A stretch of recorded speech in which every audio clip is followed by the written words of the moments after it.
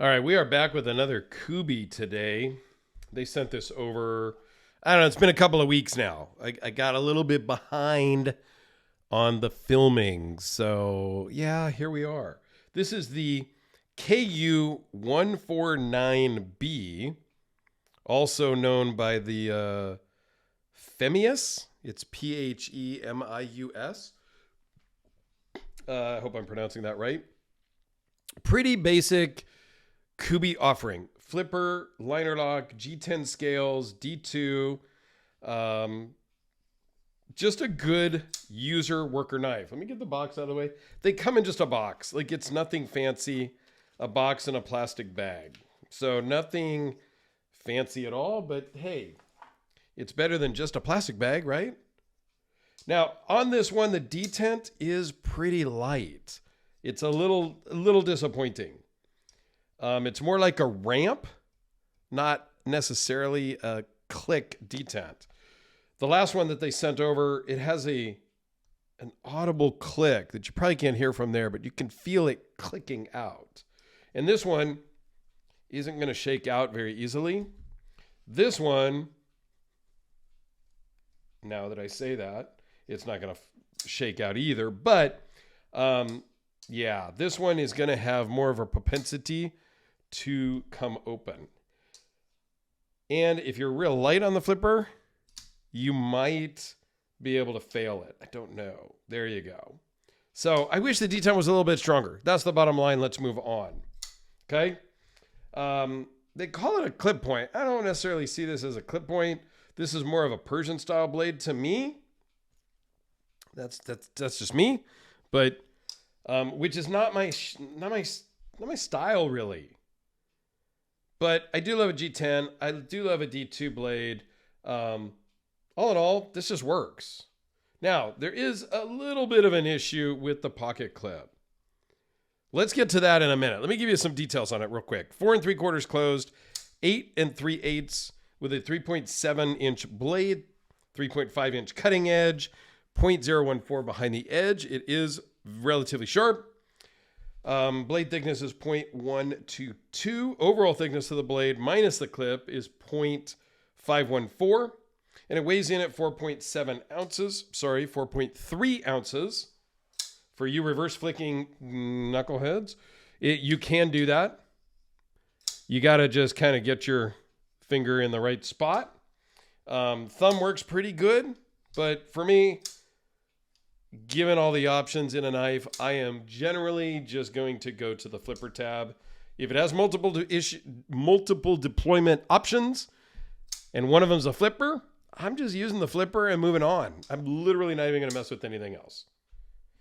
Feels really good in the hand. The pocket clip feels good in the hand. It is a reversible pocket clip. We'll zoom in and I'll show you the issue with the pocket clip. Bead blasted blade. Love that finish. G10, nothing fancy, but nothing bad. Pocket clip. So here's my rub. And I will tell the Kooby guys that also.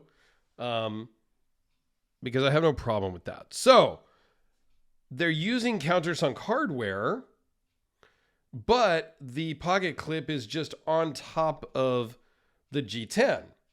Now that's very similar to this last one that they sent me. Same construction. However, on the KB237, one of my favorite knives from Kooby, they did recess the pocket clip, but they used button head hardware. Here's an idea, guys. Countersink the pocket clip and use countersunk hardware. It's not that hard. I know you know how to use recessed pocket clips, and I know you know how to use countersunk hardware. Put the two together and it'll work just perfectly, because this one gets hung up on that piece of metal that is just stuck on top of the G10. It gets stuck in my pocket going in, and I got to do the shimmy to get it all the way in. And it just bugs me. Just I'll never carry it because of that reason.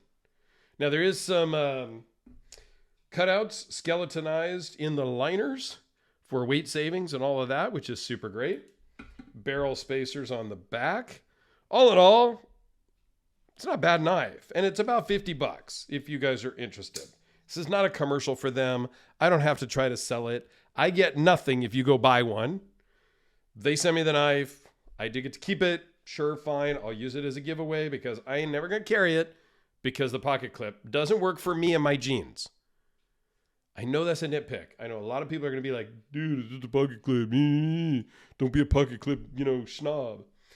I just want the thing to work, man. Is that too much to ask?